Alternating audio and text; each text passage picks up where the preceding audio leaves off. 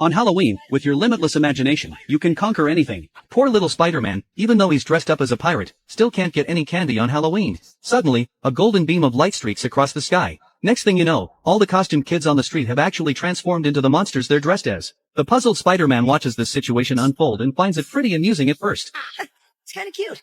Kids turning into the costumes they love. You know, if it wasn't all so terrifying. But when these monsters start attacking him, he probably won't think it's so funny anymore. Spider-Man breaks away from the fight and reaches a rooftop. He realizes this is definitely no longer just a game, because the entire city of New York has been affected by this mutation. The clever Spider-Man thinks of fighting magic with magic. He knocks on the door of Earth's most powerful sorcerer. Trick or treat, smell like fish. You could have just said come in.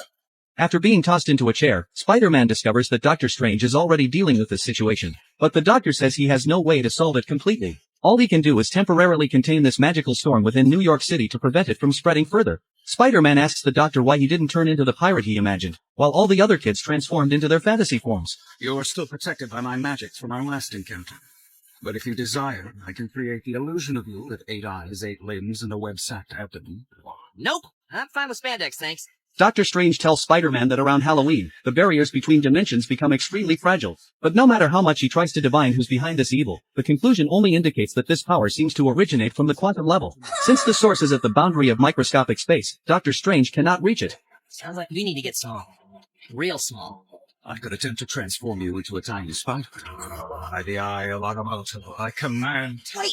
Just as Doctor Strange begins casting a spell, Spider-Man frantically stops him, saying he has another solution. He then leads the doctor to Ant-Man's laboratory. But to Spider-Man's surprise, Ant-Man has turned into a man-eating ant. The doctor tells Spider-Man to quickly tie up this ant. He needs time to cast a spell to change him back to normal. With Doctor Strange's spell, the man-eating ant transforms back into Ant-Man. But now the doctor feels completely drained. When Ant-Man sees Doctor Strange, he's like a fan meeting his idol. He then performs a rabbit disappearing magic trick, asking the doctor to rate his performance. Spider-Man immediately interrupts Ant-Man, saying this isn't the time for jokes. Right now they need to save the city, and the solution is to shrink their bodies to quantum size and enter quantum space.